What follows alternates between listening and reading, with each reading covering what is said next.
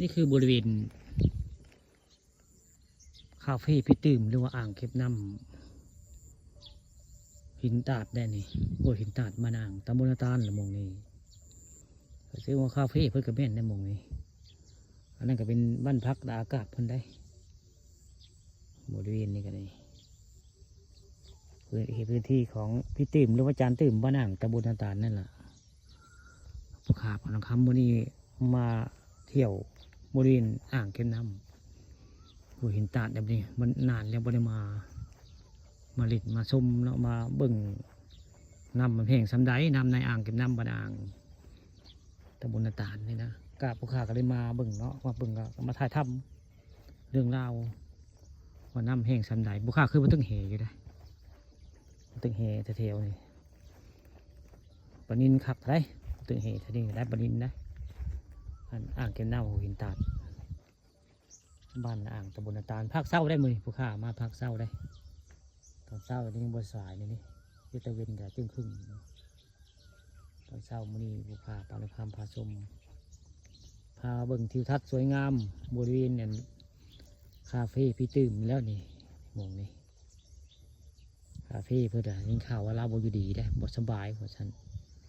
เสียเพื่อนบทสบายได้ข้าเจ้าว่าเลยเราบอยู่ดีบทสบายเขานั่นแหละเบิ่งแล้วข้าเจ้าคล้ายๆเคยยังปิดร้านบ่เรือใดเนาะเบิ่งแล้วสงสัยอยู่บ่เห็นคนผู้ขาเรียกเข้าไปมันบ้างเปล่าเลยวันนี้ก็ได้มาเบิ่งมาส้มอ่างเก็บน้ำนี่นะคักได้บรรยากาศก็คักได้นานแล้วบ่ได้มาเป็นเวิ้งว่างเลยนี่เป็นเวิ้งว่างแม่นผู้ขาถือเฮมาจะคืออยู่ถือเฮมาจะคักได้เบิ่งแล้วก็ได้อ่างเก็บน้ำบ้านอ่างเป็นอย่างคักได้เวิ้งว่างบรรยากาศเป็นตาตึงเฮไว้ง่ายอันนี้แกมองที่พักของพี่ตื่มไปได้ไผ่เขตบ้านเขตเมืองมากับมองนิละนี่มารับมานอนมองนิละนี่บริเวณนี่นะนี่ตอนเศร้ามื่อนี้บุคคาป่าทองคำพาชมเนาะพูดป่าบ่นได้พาเบิ่งมาชมอ่างเก็บน้ำบ้านทั้งอ่างตำบลนาตาล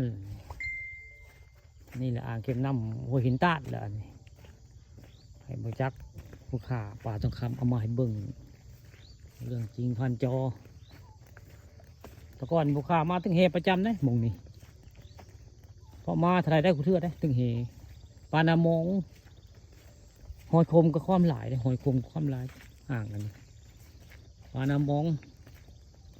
ปลานินใหญ่เนี่ยโอ้รุ่นพามือจ่างว่าปลานินใหญ่มาถึงเฮเนี่ยนี่ผู้ขาเคยมาทึกกว่ามันนี่นานได้มันมาถึงเฮอ่างเก็บน้ำหัวหินตาดนี่เป็นเรื่องว่างด้วยนะนี่ตอนเช้าไม่พวกข้าพาเบิ่งเรื่องจริงผ่านจอเมื่อคืนนี่ฝนตกเลยอยู่บ้านโคกศาสตร์ตำบลนาตาลถ้าพี่กับตกคือการเบิ่งเร็วนี่แหละอ่างเก็บน้ำหัวหินตาดบาดาลละนี่ให้ผู้จักผู้ขาปานคำเอาไม้เบิ่งนี่แหละอ่างเก็บน้ำหัวหินตาดบ้านนะอ่างตำบลนาตาลละ